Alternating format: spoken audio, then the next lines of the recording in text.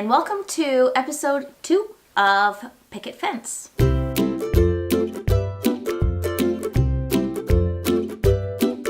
So we're going to talk to you a little bit about navigating some of those people that you and your ex or their new partners, whatever, might have in common. And just how we went through it and what we found was helpful and wasn't helpful, and really the real feelings that it brought up, because I'm sure there are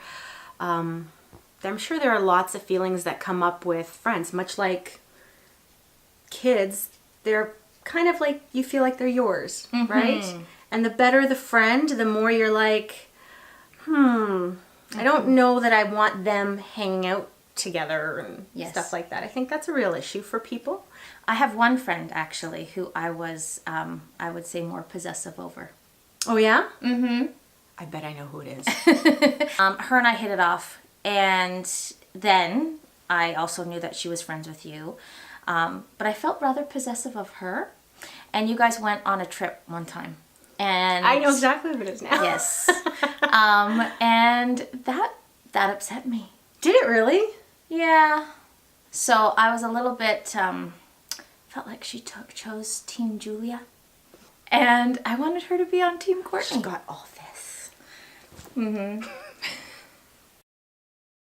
I think it would have been unnatural for either one of us to be like, oh yes, she's lovely, she's the ex, but oh, she's great. Or for me, yeah, the new wife, love her.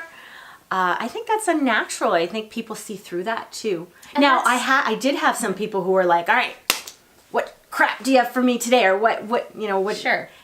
People want to hear the stuff that is negative. They love it, right?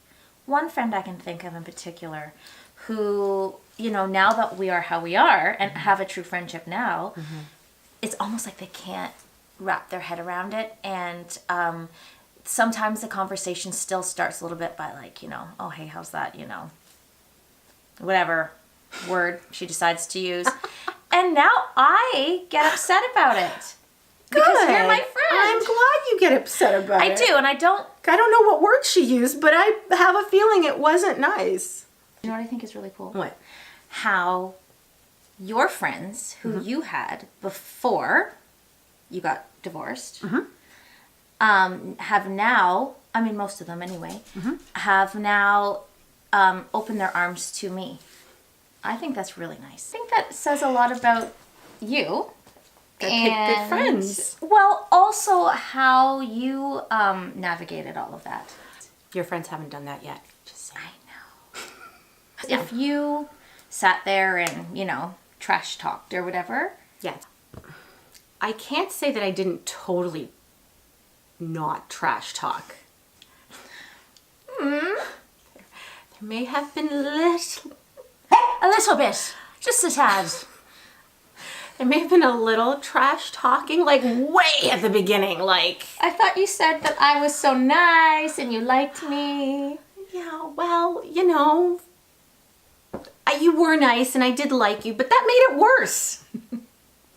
Come on, you're telling me you didn't trash talk about me? Spill it. See? Told you. Only to a select few. What were some of the things that you may have had complaints with? Basically your existence. Which the fact that I was born really bothered you, huh? Sometimes. I think people don't realize the feelings that it can bring up in something that's potentially fresh. Like right now, if somebody said, oh, we went out with Courtney and JP, I'd be like pissed because, well, I didn't get the invitation. Yeah. I mean, this was, at the very beginning of the whole thing.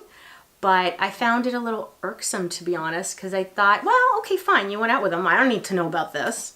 Yeah. You still sometimes hear about, oh, we did this, this, and this with Courtney and JP, or just Courtney, or isn't she wonderful? And you're just like, yeah. She's great. I don't think we ever projected any outward negativity to people. No. Did we? I don't know. now that we have friends that are going through separations and divorces, we're kind of in that position where like, well, where does our allegiance lie? And when you're trying to play Switzerland, you potentially can be the first country bombed, right? Kind of equated to when you're going through a breakup and you complain about your boyfriend and then you get back together with your boyfriend. Your friends are like, well, we just trash talked him for like ever. Now you want me to love him again? Like, what do I do? Oh, yeah. You know? So we had this period where we weren't best of friends and things were maybe a little awkward. And we complain to our friends and then you have to turn around and your friend, oh, we're good now. And they have to get over it, right? Yes. Like, think of it this way. If your daughter complained about her boyfriend for like ever. Yeah. And then turned around and said, oh, by the way, Mom, we're back together. You got to love him now. That'd be hard. It'd be hard. They hold that stuff long after you don't. Yeah. Right? Like I had a friend, even as recent as maybe even last year, who said, I have to get over how I feel about your former relationship because you guys are all good. Why am I still holding on to some animosity? Like I have to just let it go because you guys are good. Why am I still holding on to it? Well, they care about you, right? Yeah. They really care about you, and I think that's where it comes from. You know what though? And I always, my heart goes out to them, is when they still make those mistakes. And they'll say something like, oh, JP, Julia's husband, I think is what she said.